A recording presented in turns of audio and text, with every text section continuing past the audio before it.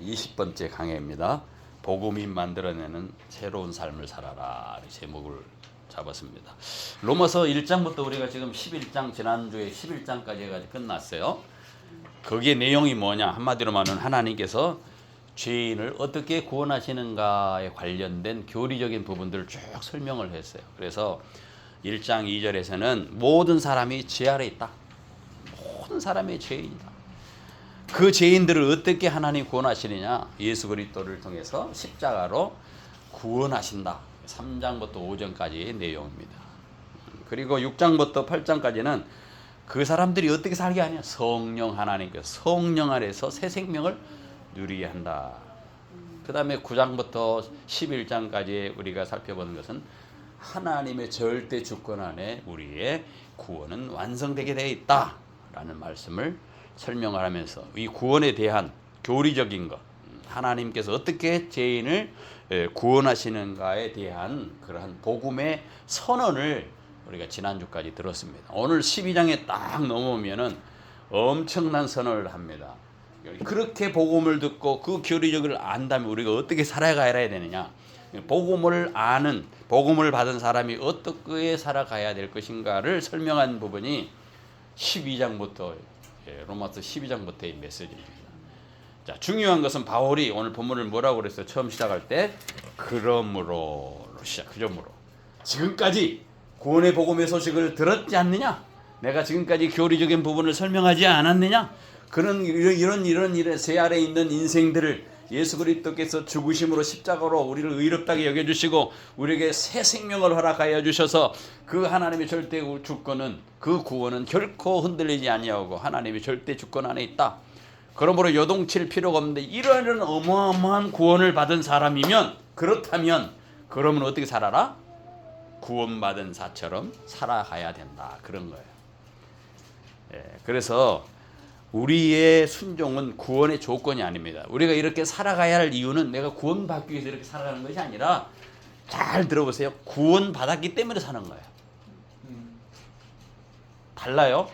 기독교는 내가 구원받기 위해서 뭐 좋은 일하고 이렇게 하는 것이 아니라 이미 하나님의 그 크신 은혜로 구원받았기 때문에 나는 착한 일을 해야 되고 좋은 일을 해야 되고 선한 일을 해야 된다는 얘기예요.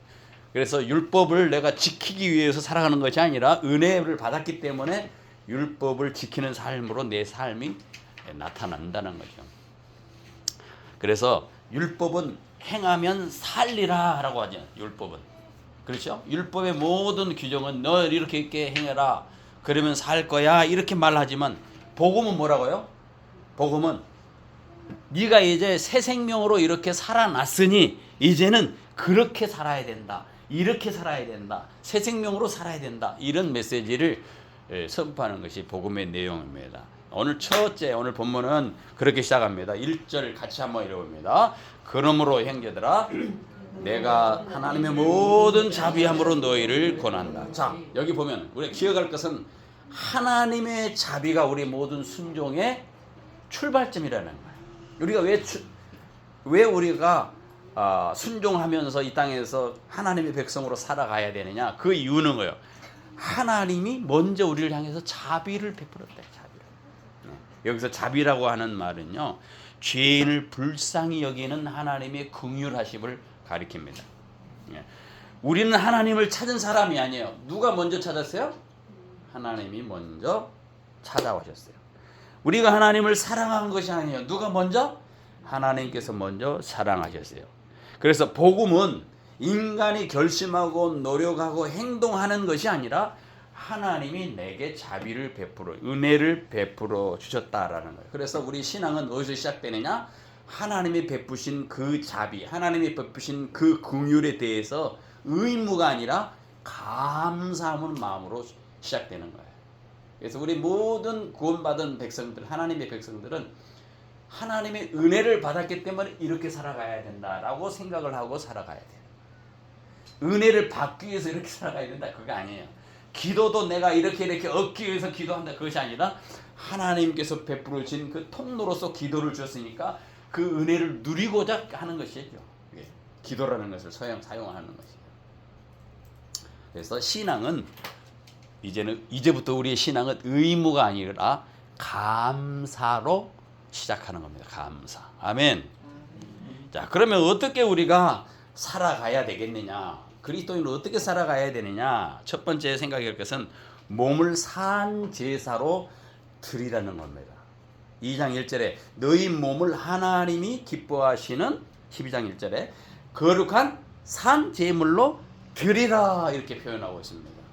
이것이 너희가 드릴 영적인 예배니라. 산 제사로 드리, 몸을 산 제사로 드리라는 거예요. 구약에서 제사는요 죽음으로 드렸어요. 제사가 죽음으로 드리니까 양과 염소를 죽인 거예요. 소를 잡아 죽였습니다. 그리고 그런 죽는 것을 통해서 하나님께 제사를 올려서 구약의 모든 제사 죽는 거예요. 죽는 것을 통해서 나타나요. 그러나 예수님께서 그 죽음을 내가 이제 똑같이 구약 같이 생각한다면 나도 날마다 죽어야 돼. 그 죄를 때문에. 근데 예수님께서 단 한 번의 죽음을 십자가에서 단 한 번의 자기 자신을 제물로 드림으로 우리가 드려야 돼. 구약에서 드려야 하는 것처럼 매해마다 드려야 되는 것처럼 모든 그 죄를 다 완성해버렸다. 완성해버렸다. 그 얘기가 히브리서 10장 1절에서 18절의 내용입니다. 예수님께서 우리를 대신해서 단번에 십자가에서 대신 우리의 제사를 다 드려주었다. 세상의 제사, 구약의 제사보다도 이제 그리스도의 제사가 우월하다, 월등하다. 더 이상 우리가 그렇게 동물을 잡아서 제사를 드릴 이유가 없다. 이제 하나님께서 원하는 것은 동물을 잡아서 드리는 것이 아니라 누구를 원한다? 우리 자신을 원한다는 거야. 그래서 오늘 본문은 너희 몸을 산 제사로 드리라는 거예요. 구약의 제사처럼 그렇게 할 이유가 없다라는 거예요. 산 제사로 드립니다. 하나님께서 짐승이 아니라 우리 자신을 원한다는 거예요. 우리가 여기서 몸을 표현해 너희 몸물이라 했죠. 너희 몸은요 단순히 우리 육체만을 말하지 않아요. 이 몸이다 성경에서 말 전 인격을 말하는 거예요. 우리의 삶 자체를 말하는 이 몸으로 성경이 얘기하고 있어요. 몸을 드려라. 그럼 우리가 몸을 말마다 막 노동을 해가지고 이렇게 해야 된다 이렇게 생각하는 것이 아니라 몸을 우리 전체 삶을 드리라는 거예요. 예를 들어서 몸을 드리라는 그 말씀, 우리 삶을 우리 존재를 드리라, 우리 인격 전 인격을 드리라는 말은 뭐냐면은 내가 가지고 있는 시간을 드려라, 그죠? 내가 가지고 있는 내게 할당되어진 재물을 드려라. 내가 가지고 있는 직장도 몸일 수 있어요. 그 직장을 드리는 거예요, 하나님께. 그리고 몸을 드리라는 그 말 속에는 우리의 가정도 드려라, 그죠? 내 모든 삶의 범위잖아요, 그죠? 범주잖아요. 우리의 말하는 것도 드려야 되는 거예요. 그러니까 말도 그래서 조심해야 되는 말. 너희 몸을 산 제물로 드려라. 내 말도 하나님께 산 제물로 드려야 돼.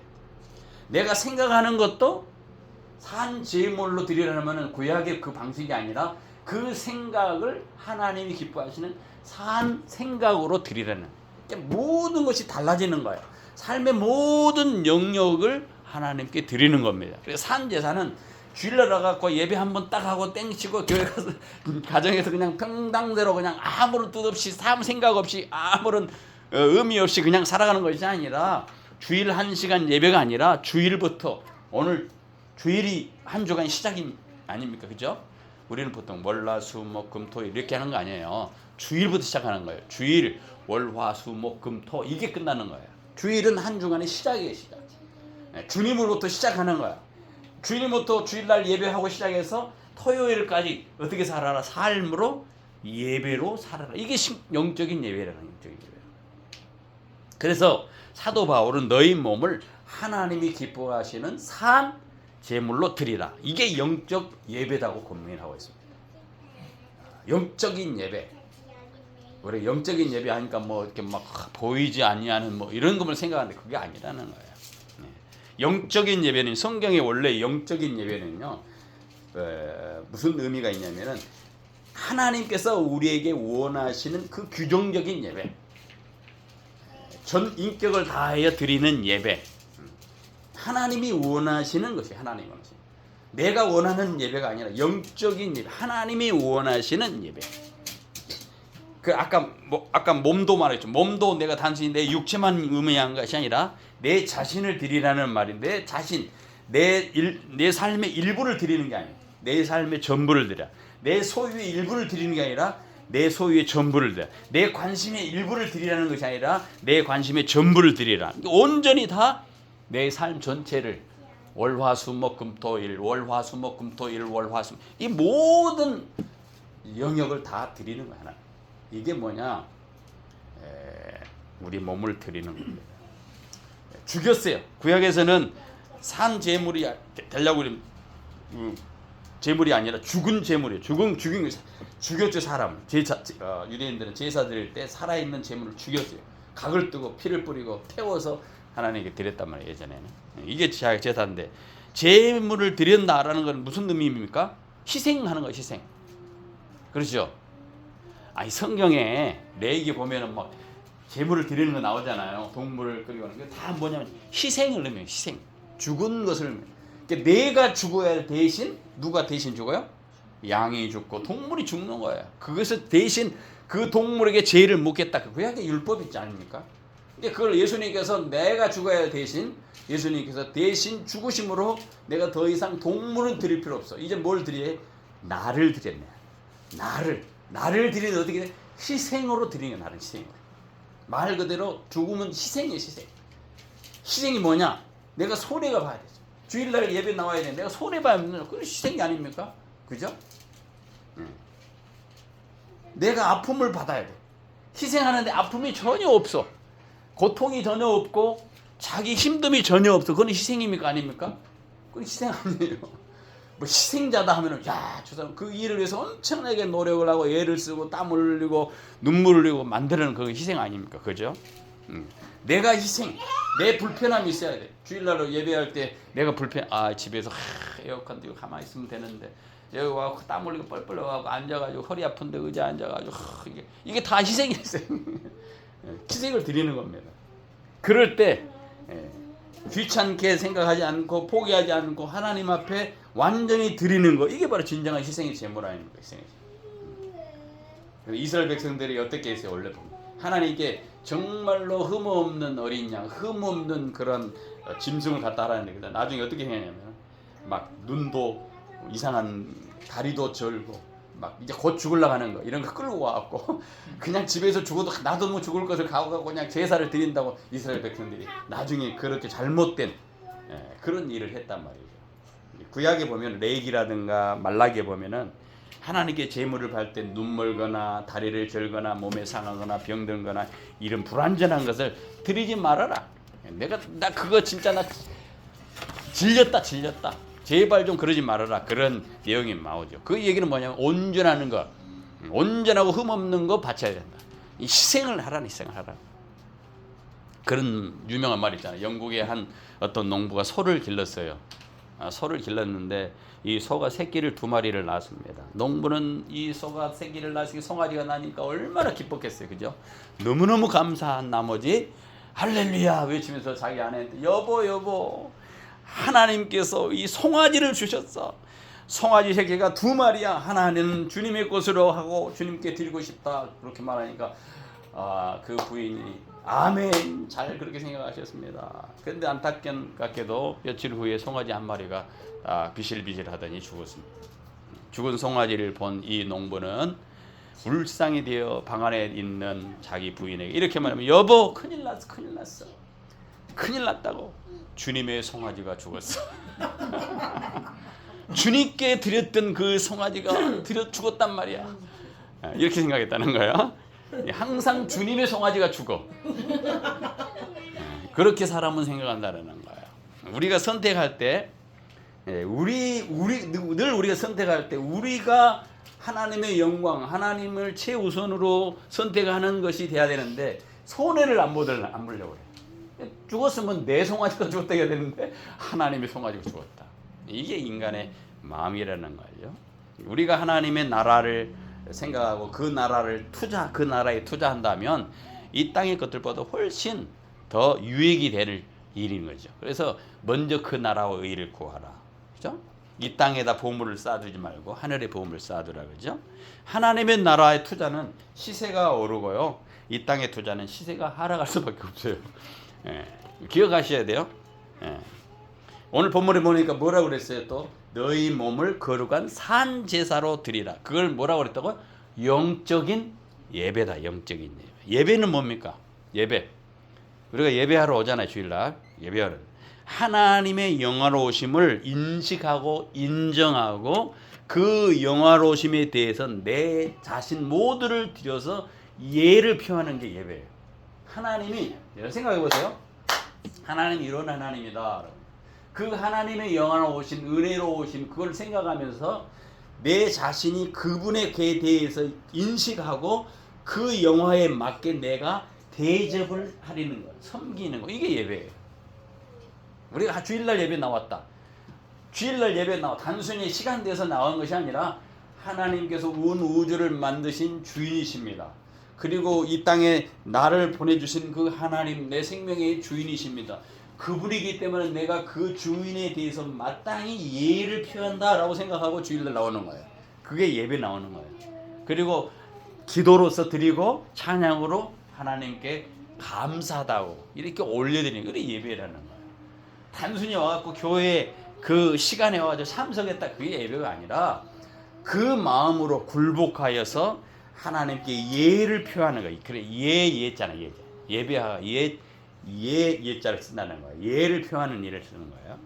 자, 영적인 예배라 할 때, 너희 드릴 영적인 예배라 할 때 사람들은 보이지 않는 어떤 것으로 인식하지만 우리의 몸과 상관이 없는 성실하심, 진심, 이 모든 것이 다 우리의 몸은 어떻게 될 수 없어. 우리의 몸은 물론 뭐 몸도 깨끗하게 하고 주일날 올 때 좋은 옷 입고 좋은 신발 신고 좋은 몸 가지고 오면 더 좋지요. 그러나 진정 주님께서 원하는 것은요, 주일날 나가지고 모이고 기도하고 설교 듣고 헌금하고 이게 예배가 아니라 진짜 예배는 합당하게 참되게 사리에 맞게 구속받은 피조물로서 마땅히 드려야 될 그러한 예를 갖추는 거, 이게 바로 예배라는 거예요. 아멘. 그래서 합당한 예배는요 가장 이성적이고 당연한 봉사예요. 찬송하는 것도 당연한 거예요. 당연한. 그죠? 기도하는 것도 마땅히 당연한 거예요. 당연한. 우리 찬양을 올리고 하는 거 당연한 거예요. 당연한. 네.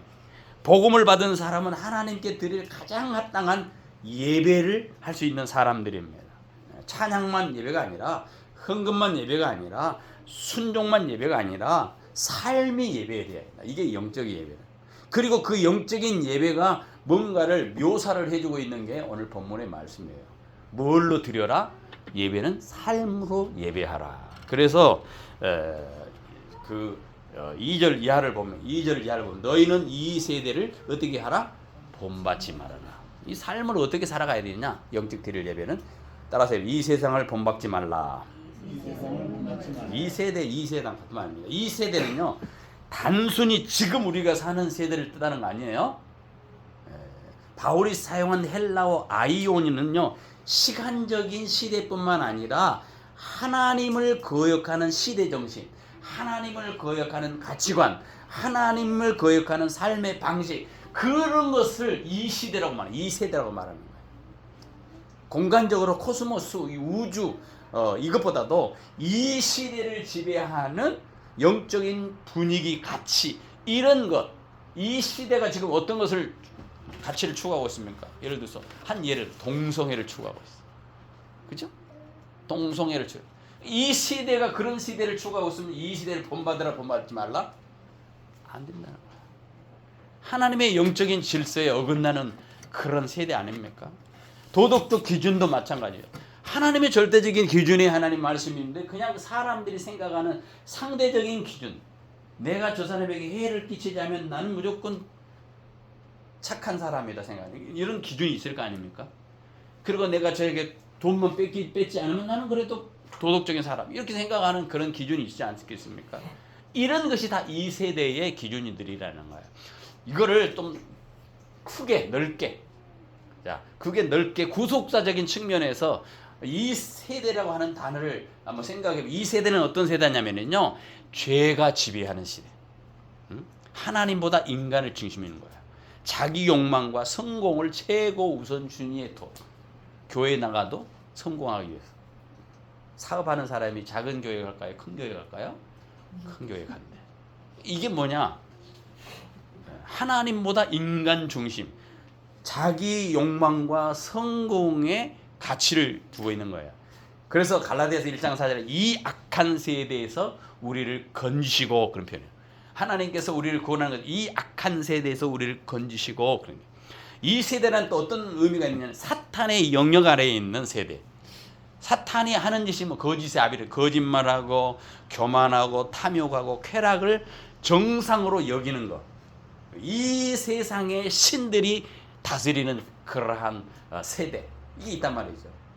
또 이 세대는 구속적으로 보면 지나가는 세대입니다. 이 세대 지나가는 세대는 영원합니까? 영원 안 합니까? 영원하지 않아요. 지나가는 세대예요. 초코송이를 주고 얼마나 좋아. 이 세대는 지나가는 세대. 그래서 요한일서 2장 17절에 이 세상도 그 정욕도 지나가되 오직 하나님의 뜻을 행하는 자는 영원하니라. 이 세대는 지나가는 세대예요. 영원하지 않는 세대. 반대로 우리가 살아가는 이 성도는 이 세대에서 그렇게 살아가지 않고 어떻게 살아간다? 영원히 완성될 하나님의 백성으로 살아간다. 그래서 바울은 세상의 틀에 자기 자신을 맞추지 말라는 거예요. 이 세대를 본받지 말라는 것은 세상의 틀에다 맞추지 말아라. 세상의 틀을, 요즘 세상의 틀을 보면 예를 들면 요즘 남자 아이들 머리 헤어스타일을 다 똑같아. 여기 이렇게 파가지고 이렇게 딱 해가지고 딱 이렇게 사각형으로 이렇게 돼가지고 하고 있어. 전부 똑같아. 왜 안 하면은 촌스러워지는 거야 이제. 그러니까 내가 볼 때는 그것이 더 촌스러운데 요즘 젊은이 세대는 그게 딱 그렇게 해야 돼. 안 하면은 그래. 옷 입고 다니는 거 어때? 옷 막 핫바지 같은 거 있잖아요. 막 한복도 아니고 뭐도 아니고. 예? 그것도 유행하잖아요. 이제 몰라 몇 년 있으면 또 쫄바지가 유행해가지고 또 쫄 입고 다니잖아요. 세상에 흐름이 있어요. 세상에. 그 흐름에 안 따라가면 나는 뒤처진 것 같아. 근데 여러분 기억하실 거거든요. 세상도 정욕도 다 지나가는 거야. 어제 있던 것이 또 오늘 있고 오늘 있던 것이 또 내일 있고 그러는 거야. 근데 바울은 이 세상의 틀에 자신을 맞추지 말라는 거야. 뭐에 맞춰라? 성령께서 마음을 새롭게 하시는 변화를 받아서 어디에 맞춰라? 하나님의 뜻에 맞추라는 하나님. 아멘. 그래서 이 세대는 이렇게 얘기할 수 있어요. 이 세대는 성공이 하나님보다 우선되는 세상, 물질이 소비가 우선되는 세상, 쾌락이 자기 중심이 우선되는 세상, 진리보다도 상대주의를 따르는 풍조, 하나님 말씀보다 세상의 여론을 더 신뢰하는 세상, 이런 세상에 어떻게 하지 마라? 이 세대를 본받지 말아라. 따라가지 말라. 이 세대를 본받지 말고 말씀을, 세상을 따라가라는 뜻이 아니라 세상 속에서 살되 세상의 가치관과 하나님의 말씀과 복음으로 세상의 가치관이 아니라 하나님과 말씀의 복음으로 생각하고 그렇게 가치관을 가지고 살아가라. 그러니까 반대지요. 세상과 반대로 살아가라. 그런데 우리는 어떻게 합니까? 할 수 있으면 세상하고 맞춰서 살아라. 이게는 복음에 역행하는 행동입니다. 그래서 성경은 이 세대를 본받지 말아라. 그래서 어떻게 세대를 본받지 않은가? 우리를 산 제사로 드리는 삶을 살아라. 산 제사를 드리려면 어떻게 새로운 산 제사로 드릴 수 있을까? 2절에 어떻게 하라? 오직 마음을 새롭게 함으로 변화를 받아라. 로마서 12장 2절을 단순히 세상을 닮지 말라, 소극적인 명령으로 끝나지 않습니다. 뭘로 끝나느냐? 바울은 소극적으로 세상이 닮지 말아라 그 말을 하지 않고 오직 마음을 새롭게 해서 변화를 받아라 라는 거야. 적극적으로 변화의 길을 제시합니다. 이 세대를 본받지 말고 부정적으로 그렇게 하지 말아라, 이렇게 하지 마라가 아니라 하나님은 이렇게 살아야 된다고 다른 길을 제시해요. 변화를 받아라. 하나님이 선하시고 기뻐하시고 온전한 뜻이 무엇인지 분별하더라. 변화를 받아라는 말이냐. 애벌레가 원어 뜻은 애벌레가 나비로 변화된 것처럼 본질적으로 완전히 변화되는 겁니다. 애벌레는 우리가 어렸을 때 시골에 뽕잎을 키워가지고 누에를 키우잖아요. 누에. 그러면은 조그만 누에에서 그 알이 나오잖아요. 알을 따뜻하게 부화돼요. 그럼 애벌레가 부화가 되면은 조그만 이제 누에가 되는 거예요. 그죠? 뭐죠? 이게 벌레가 되는 거예요. 그럼 참 뽕잎을 갖다가 다 갖다 막 저으면 며칠만 되면 바로 커요. 그래서 그 누에꽃이 그걸 키울 때 보면은 문 열으면은 막 그 누에들이 저 벌레들이 막 뽕잎을 싹싹싹싹 먹은 소리가 나. 먹는 소리가 막 나. 그 갖다 놓으면요, 뽕잎을 딱 갖다 놓으면 언니를 그 잎사귀 다 뜯어먹고 줄기만 촥 내겨나는 거예요. 그러면 또 줄기 다 버리고 또 갖다가 뽕잎 위에다 딱 뿌려주면 바로 싹싹싹 올라와 차차차차 먹거든. 그래서 어느덧 보면 이게 투명하게 되고 이제 이게 누에꽃이 되려고 그런다. 그러면 좀 있으면 이렇게 뭐 이렇게 집으로 이렇게 쌓아놓고 하면 거기가 이제 올라가요. 올라가서 팍 이렇게 이제 씨를 뽑아가지고 누에꽃이가 딱 되는 거예요.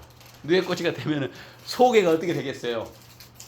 벌레가 그렇게 있는 것이 아니라 애벌레로 되잖아요. 가만히 우리가 먹는 거 이제 번데기가 되는 거예요. 번데기. 그거 딱 짜면 이제 번데기가 나와서 그 우리가 먹고 마는데 이제 번데기 가만히 놔두면 어떻게 될까요? 나방이 나오는 거야. 그게 변화되는 거죠. 우리가 뭐냐? 단순히 애벌레로 가만히 있는 것이 아니라 나비로 변화되는 것처럼 우리가 그러한 본질적인 변화를 받아야 된다 이거. 그냥 교회만 다니고 신앙인만 짓고 뭐 직분만 받을 것이 아니라 우리가 본질적으로 변화를 받아라 라는 거예요. 그래서 거기 변화를 받을 때 어떻게 받아야 되냐? 내가 변화 받아야 되냐? 아니에요. 수동태를 쓰고 있어요. 어떻게 변화하느냐? 우리 스스로 변화시키는 것이 아니라 성령께서 우리를 변화시키겠다라는 거예요. 하나님 그렇게 변화시키겠다는 거예요. 그래서 우리가 마음을 새롭고 변화를 받기 위해서 할 일이 있어요. 할 일. 그게 뭐냐? 하나님의 말씀을 내 마음에 채워야 돼. 우리 제가 성경을 왜 아까 읽으라고 그랬냐면은 하나님의 말씀이 내 속에 채워지면은요, 우리의 생각이 변화되고요, 가치관이 변화되고요, 그 말씀이 우리의 마음을 새롭게 합니다. 그러니까 말씀이 많이 들어가면은 우리의 삶이 바뀌는 거예요. 점점. 생각이 바뀌고 행동이 바뀌고 우리 삶이 바뀌는 거예요. 새로워지는 거예요. 그 어떻게 해야 되느냐? 말씀을 읽어야지. 말씀을 안 읽으면 안 된다. 그래서 주의 말씀은 내 발의 등이요 내 길의 빛입니다. 생각을 복음으로 따라가도록 하나님의 말씀으로 마음을 채우는 것이 우리를 새롭게 바뀌는 하나의 방법이 또 있습니다. 성령의 인도하심에 자기 자신을 맡겨야 돼. 어떻게 우리가 새롭게 변화될 수 있냐? 내가 결심으로 이렇게 해야겠다 결심만 되는 것이 아니라 하나님의 성령을 통해서 우리의 마음을 변화시켜 주시는 것에 맡기라는 거예요. 맡기라. 그럴 때 그리스도의 영이 계신 곳에는 자유가 있느니라. 그리스도의 영이 있으면 우리 속에 놀라운 변화가 일어나게 되어 있다는 거예요. 거기다 맡겨야 돼. 성령이 이렇게 하라는데 그거가 나나 이렇게 안 살고 싶어 이렇게 하면 안 된다. 그 성령의 뜻을 묻고 그 뜻에 우리 자신을 맡겨서 변화를 받아요. 그래서 내가 말했잖아요. 아침에 일어나가지고 여러분의 생각대로 생각하라. 하나님의 성령이여 나를 주관해 주십시오. 하나님의 성령께서 나와 함께 해 주십시오. 술 끊고 담배 끊는 방법이 어떻게 좋냐고요? 사람의 방법으로 어렵잖아요. 마약처럼 어렵잖아요. 예전에 제가 한번 말씀을 우리 아는 제가 어렸을 때 다니는 교회 목사님 엄마가 담배를 엄청 걸쳐요. 옛날에 담배를 많이 피웠다. 요즘은 여자분들이 길거리에서 많이 피우는데 옛날에 여자가 담배 피운다고 하면 좀 흠이 되잖아요. 이 목사님의 어머님이 담배를 피우는 거 얼마나 흠이 되겠어요? 안 되잖아요. 그러니까 이분이 권사님이 끊으려고 노력해도 안 됐어. 어느 날 끊어졌어. 어떻게 그러냐? 담배가 보기도 싫어지는 거야. 냄새에 맡기도 싫어지는 거야. 왜 그랬을까? 하나님의 성령이 다스려 주셔서 성령께 맡긴 거야. 안 돼. 담배 금주 안 돼. 하나님 내 담배 끊게 해주세요. 인간으로는 안 됩니다. 해주세요 하면 그게 가능하다니까요. 이게 그렇게 말하는 거야. 맡기라는 거야. 그렇게 맡겨져서 하나님께 해주시기를 원해. 인간의 노력으로 막 가다 놓고 안 돼. 주님께 의지하라는 거야. 또 뿐만 아니라 새롭게 하기 위해서는 복음을 날마다 기억해야 돼. 기억해야 돼. 로마서 12장 1절 12장은요. 1장부터 11장에 대한 복음의 메시지 위에 세워진 말씀이 12장이에요. 그러니까 1장부터 11장에 뭘 했느냐? 우리의 삶은 하나님의 은혜로 얻은 구원이다. 거기에 대해서 감사하고 감사의 응답으로 나타나는 것인데, 변화는 율법적인 노력보다도요, 예수 그리스도의 십자가의 그 사건, 하나님의 자비를 많이 묵상해야 돼. 하나님이 나를 어떻게 구원해 주는데 내가 어떻게 내 코를 굴뚝으로 만들 수 있느냐? 하나님께서 나에게 그렇게 은혜를 베푸는데 내가 어떻게 내 육신의 몸을 가지고 창기의 몸이 되게 하느냐? 늘 묵상을 해야 돼. 묵상. 그렇게 묵상할 때에 생기는 변화가 일어난다. 그래서 로마서 12장 1절에 그러므로 형제들아 내가 하나님의 모든 자비하심으로 너희를 권한다. 이게 자비를 권한다는 말은 내가 어떻게 살아갈 것을 하나님께서 먼저 자비 베푸신 것일 때 그 자비를 생각하는 것을 통해서 변화를 가져올 수 있다는 거예요.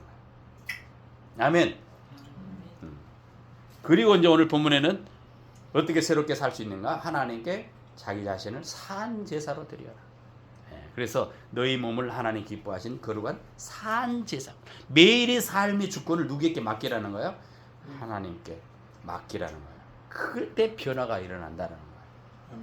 이것을 좀 구속사적인 측면에서, 구원 역사적인 측면에서 보면은요, 성도는 이미 예수 그리스도와 함께 옛 사람을 죽고 새로운 시대를 살아가는 사람들이에요. 여러분과 저는 새로운 시대 사람들, 새 사람이라는 거예요.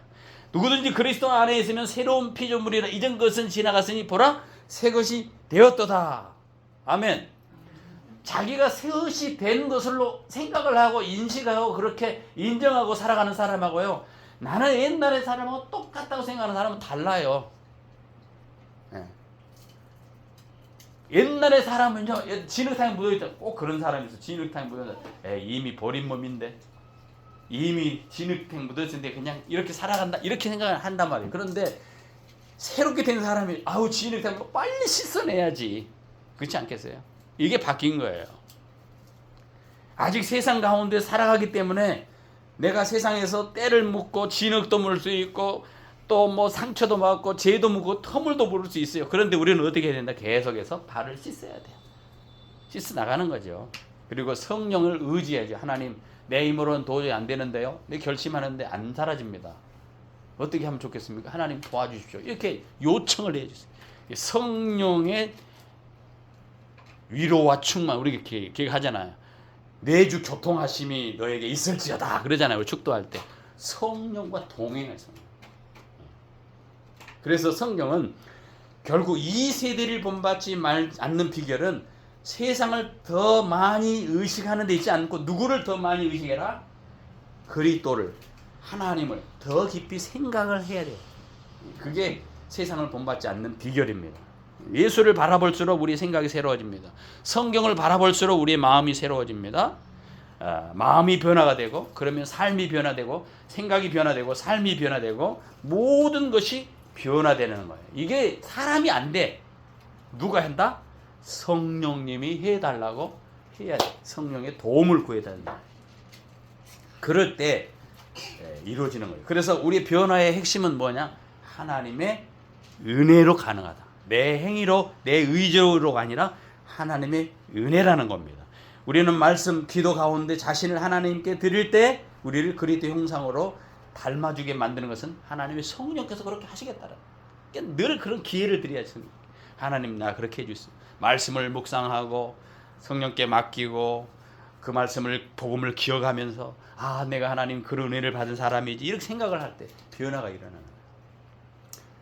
또 하나 있는 것은 우리 그리스도인은 이렇게 이 세대를 본받지 않고 변화를 받으라는데 어떻게 변화를 받아가야 되느냐?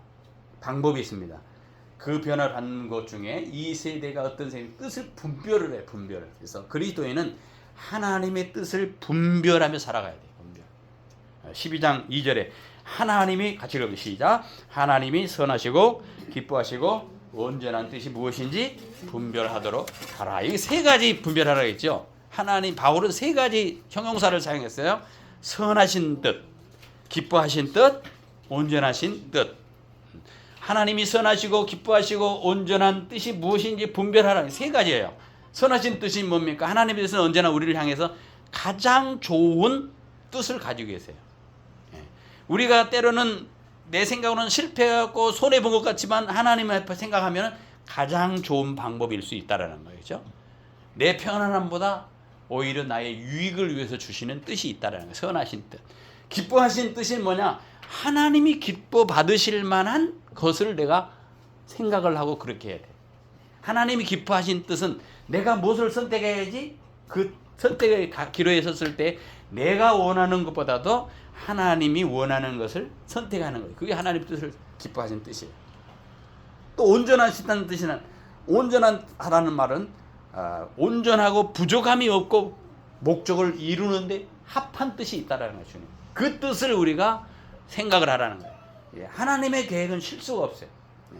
하나님 우리를 구원해 가시고 우리를 이끌어 나가는 결코 실패하지 않습니다. 온전한 뜻이 있어요. 그래서 하나님의 선하신 뜻, 기뻐하시는 뜻, 온전한 뜻이 무엇인지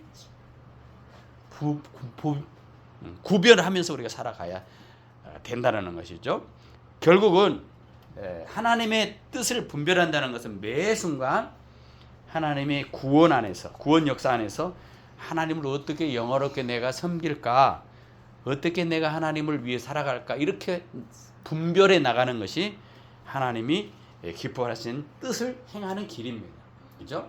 내가 이렇게 생각하는 거예요. 단순히 이런 거예요.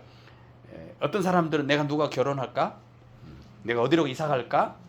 어떤 직업을 택할까? 이런 결정만 그런 것을 원할 때 말하는 것이 아니라 하나님의 위대한 성도를 향해서 가지고 있는 위대한 계획이 뜻이 있단 말이죠. 우리를 통해서 하나님은 구원하시고 우리를 당신의 형상으로 닮아가게 하시고 놀라운 하나님의 나라의 백성으로서 변화시키는 그 위대한 뜻이 있는데 그 뜻을 바라보고 그것을 분별하면서 그 뜻을 쫓아가는 거, 이게 바로 뭐냐? 하나님의 뜻을 행하는 길입니다. 그리고 이제 12장 2절은 이렇게 말합니다. 이 세대를 본받지 말아라. 마음을 새롭게 하라. 하나님 뜻을 분별하라. 그리고 나서 하나님의 뜻이 어떻게 우리에게 이루어지는 건가? 하나님의 뜻 안에 우리를 하나님의 뜻을 찾아 헤매라라고 이렇게 초청하는 것이 아니라 변화된 사람으로 하나님의 마음을 알고 하나님을 기쁘게 하게 하는 삶을 살아가야 된다. 그래서 로마서 12장의 1절 2절에 있는 이 모든 말씀의 핵심은 뭐냐면은 이제 우리가 복음을 알았지 않느냐? 복음이 우리를 죄에서 건준 그러한 놀라운 은혜가 있지 않느냐? 그렇다면 우리가 어떻게 살아가야 되느냐? 하나님께 드려지는 변화된 삶을 살아가야 된다. 아멘.